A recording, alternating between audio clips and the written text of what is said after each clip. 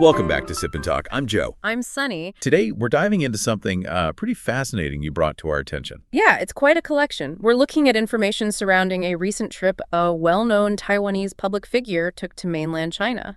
And specifically, the reactions and discussions sparked by what they shared about that visit. Exactly. So our goal today is to really unpack this. What does the information tell us about how China is perceived? What about the claims made regarding, say, freedom and democracy there? And how does this fit into that whole complex picture of cross-strait information and misinformation too, frankly? So we'll look at what this person actually said, compare it to the context provided in the materials you shared, and see what broader insights we can pull out. Okay, let's get into it. So based on what we reviewed, this figure goes to mainland China. And they share some observations, right? They do. They talked about some positive things, praising advanced toilets, commenting on beautiful street scenes, beautiful buildings, highlighting the modern development. Okay, infrastructure, convenience, fair enough. You see development in many places. Sure, but then it shifted a bit. They made some more, let's say, politically loaded claims. Right, and this is where it seems to have really kicked off the debate. Definitely. Two things stood out in the information. First, the claim that people in China can just, pay for a VPN and get onto YouTube, suggesting this is evidence of freedom, maybe human rights. Okay.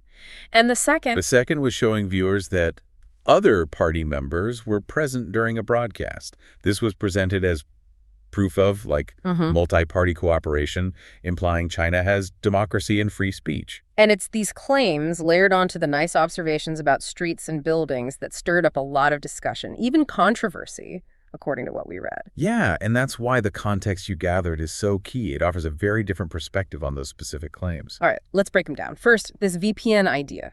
Paying gets you YouTube access, therefore freedom. Yeah. Well, the big elephant in the room is China's Great Firewall, the GFW. It's not just like a minor inconvenience.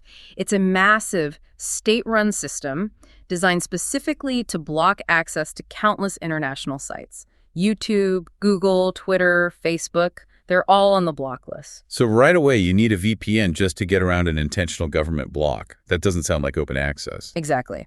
The need for a workaround itself points to restriction, but it goes further. The information highlights that using unapproved VPNs, the kind regular people might use to bypass the GFW, is actually illegal. Illegal? Yes, under laws like the cybersecurity law. The VPNs that are legal are generally for specific businesses approved by the government, not for citizens wanting to browse freely. And do people actually get in trouble for using them? The reports mentioned in the material say yes. Regular folks can be, and apparently are, punished or fined, and the system clamps down even harder during sensitive times. Like when? Politically sensitive dates, like the June 4th anniversary, or major political meetings like the two sessions. During those periods, VPNs often become incredibly slow, or just stop working altogether. They actively disrupt them. Okay, so needing a tool to bypass a block, a tool that's technically illegal and can get you penalized, and that gets shut down during sensitive times, that paints a completely different picture than just paying for YouTube access. It really does. It frames access not as freedom, but as navigating a system of control and censorship with risks involved. The act of climbing the wall is evidence of the wall, not its absence. Right. Okay, that clarifies the internet access point quite a bit. Now, what about the second claim? Seeing other party members means multi-party cooperation, therefore democracy. This gets into the nitty-gritty of political systems. China does officially have a system it calls multi-party cooperation and political consultation led by the Communist Party of China. And yes, there are other registered parties, the Democratic League, Zhejiang Party, Jiusan Society were mentioned. But the key phrase there seems to be led by the Communist Party of China. Precisely. That's the absolute core of it. These other parties exist, but they function entirely under the CCP's leadership. They're part of what's called the United Front. Meaning they aren't really opposition parties. They don't compete for power. Not in any real sense. The information describes their role as consultative or accessory.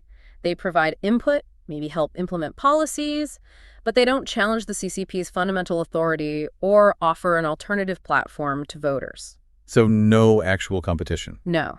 All significant political decisions, appointments, everything major is controlled by the CCP. Elections, where they happen, are generally indirect or feature candidate lists vetted and controlled by the party. There's no universal suffrage where people choose between competing parties with a real shot at governing. The information provided a stark contrast to make this point clearer, didn't it? It did, using the example of Hong Kong. Before the national security law, Hong Kong had a system with genuine vocal opposition parties that could contest elections and criticize the government. Now, that's largely gone. Key opposition figures like Jimmy Lai or Joshua Wong are facing serious charges or imprisonment. Pro-democracy media outlets have been shut down. The legislature has been reformed to ensure only patriots, as defined by Beijing, can hold seats, effectively eliminating meaningful opposition. Wow. So comparing that reality to simply seeing members of CCP-led accessory parties really underscores the difference between cosmetic appearance and functional democracy. Absolutely. It highlights that the presence of other parties doesn't equate to a multi-party system in the democratic sense of competition and opposition. And speaking of things not mentioned, the positive observations about China didn't include anything about censorship, did they? No, and that's a huge omission according to the analysis we looked at. The systematic censorship and suppression are really defining features of the information environment there. What kind of censorship are we talking about, based on the details provided? It's pervasive. Think keyword blocking and filtering on major platforms, Weibo, WeChat, Douyin. Certain terms just get scrubbed or posts containing them disappear. What sort of terms? Yeah. Any examples given? Yeah, things like June 4th, obviously referring to Tiananmen Square, Free Hong Kong. Terms related to the situation in Xinjiang, like Xinjiang concentration camps, sensitive political leaders' names, criticism of the party. The list is long and changes. You literally can't discuss certain topics freely online. And what happens if people try to push the boundaries or share dissenting views? The consequences can be pretty severe based on the reports cited. It ranges from having your account deleted to being called in by authorities to detention. For more prominent critics or independent journalists, it can mean jail time or even disappearance. Did the information mention any specific cases? Yes, it brought up examples like Su Zhangrun, a legal scholar put under house arrest and fired after writing critical articles, and Zhang Zan, a citizen journalist jailed for her reporting from Wuhan during the early COVID outbreak. Foreign journalists also face heavy restrictions, surveillance, and sometimes expulsion if they dig too deep into sensitive areas. Okay, so presenting China with just the nice buildings and the idea you can easily access YouTube, while leaving out this entire system of censorship, illegal VPN use, lack of real political opposition, and harsh consequences for dissent, it feels like a fundamentally misleading picture. It's definitely missing crucial context. Without understanding those controls, you can't really grasp the reality of the information space or the political climate. This naturally leads to the next point raised in the information, this whole idea of exhibiting the real China, especially when it gets tangled up with messages about unification. Why does that need careful handling? Well, the argument presented is that trying to show the real China is inherently complicated because it's not an open information environment. What an outsider, especially someone prominent, gets to see and show is often carefully managed or, at the very least, influenced by what's permissible. You mean you can't just wander anywhere with a camera and talk to anyone? Generally, no. Not if you want to cover sensitive topics or potentially hear critical viewpoints. You're more likely to be guided, perhaps subtly, perhaps overtly, towards approved sites and interactions. You can film the nice new subway, but probably not a labor protest. You can talk to people happy with the government, but finding someone willing to openly criticize policy to a camera crew might be difficult. So the reality shown is often a curated slice of reality. The information describes it as a selectively packaged partial reality.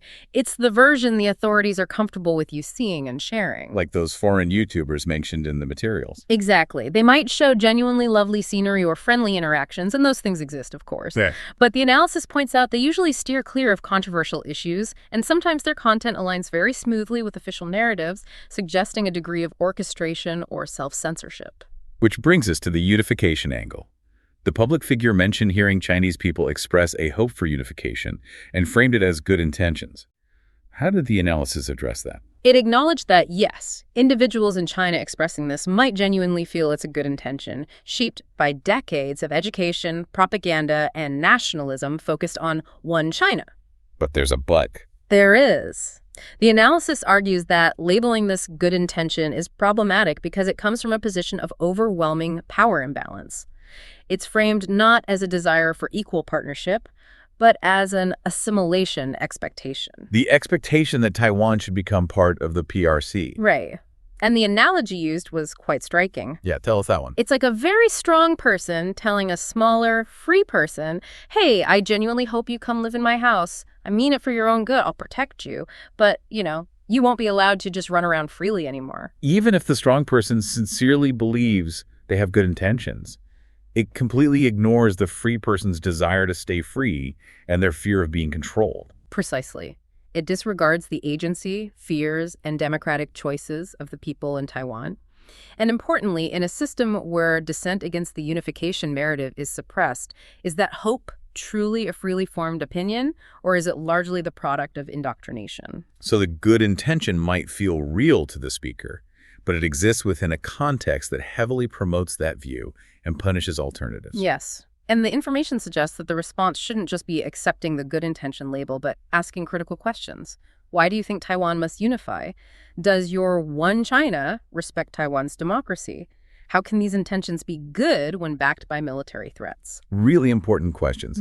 And this connects back to how even showing seemingly neutral things, nice buildings, friendly people, can have a political dimension in this context. Absolutely. The analysis points out these seemingly apolitical observations can subtly reinforce narratives useful to Beijing. Chinese people are friendly, so Taiwanese caution is misplaced. China is modern and progressive, so CCP rule isn't so bad. Promoting more exchange often carries an underlying message favoring eventual unification. And that feeds into the CCP's documented strategy towards Taiwan. Yes. The phases mentioned were reduce hostility, then build goodwill, and ultimately build unification consciousness. Positive, friendly content, even if not overtly political, can serve the first two stages of that strategy. The term used in the analysis was cognitive warfare. Right. Using non-military means culture, media, personal interactions, seemingly benign online content to shape perceptions, erode vigilance, and make the PRC's political system seem less threatening or its goals more acceptable to people in Taiwan. So even if the person sharing their travel observations has no hostile intent, their content can become part of this larger information strategy. That's the risk highlighted. Taiwan's security agencies apparently view influencers promoting overwhelmingly positive or uncritical views of China as potentially weakening the public's resolve and faith in their own system. Intent is hard to judge, but selectively praising parts of the PRC system while ignoring the downsides fits a pattern that can be seen as assisting information operations, intentionally or not. It really echoes other situations where celebrities or businesses get caught in these cross-strait political tripwires. Yeah, the information drew parallels, like Justin Bieber's photo causing controversy, Ines Kanter Freedom facing backlash for his criticism, the different ways entertainers like Wang An or Zhao Ziyu became politicized figures. Or how big companies sometimes self-censor to keep access to the China market. It all points to that fundamental tension. Navigating engagement with China involves balancing personal expression or business interests with a political reality where even seemingly small actions can have big symbolic weight and potential consequences. Okay, this is incredibly complex. Let's shift to the other side of the coin. The information also tackled the question of whether Taiwan's ruling party, the DPP, uses media and education to shape a negative image of China. What did the analysis say? It presented this as a contested issue. Regarding media, it notes the DPP government emphasizes Taiwanese sovereignty and democracy. Pro-DPP media outlets do frequently report on things like PRC military exercises near Taiwan or human rights concerns like Hong Kong and Xinjiang, framing them as threats. And Taiwan has official bodies working against disinformation. Yes, like the Investigation Bureau's efforts to expose PRC disinformation campaigns, particularly around elections. Taiwan also cooperates with international fact-checkers. How is this reporting generally viewed in the analysis? Is it seen as just anti-China propaganda? The perspective presented is that much of this reporting is based on factual occurrences. The military flights happen, the human rights reports exist. So it's often framed as defensive, responding to actual PRC actions and disinformation efforts, rather than fabricating negative stories. But the analysis also acknowledges the counter-argument that this focus selectively highlights negatives and might align with broader anti-China narratives in the West. Okay, and what about the education system in Taiwan? Since 2016, under the DPP, there have been curriculum reforms emphasizing Taiwan's subjectivity. This means things like teaching Taiwanese history more distinctly from mainland Chinese history and reducing the focus on a shared Chinese cultural identity. Civics classes also now often include media literacy and identifying disinformation, sometimes using alleged PRC interference attempts as case studies. And the analysis of that, is it just brainwashing kids against China? Again, multiple perspectives. The analysis suggests these reforms aim to strengthen a distinct Taiwanese identity and are partly a response to Beijing's unification efforts, reflecting a democratic consensus within Taiwan. It's seen more as building resilience and identity than purely negative propaganda. But critics, as noted in the information, definitely frame it as de-Sinicization, an attempt to erase cultural ties. So, in both media and education, there's this tension.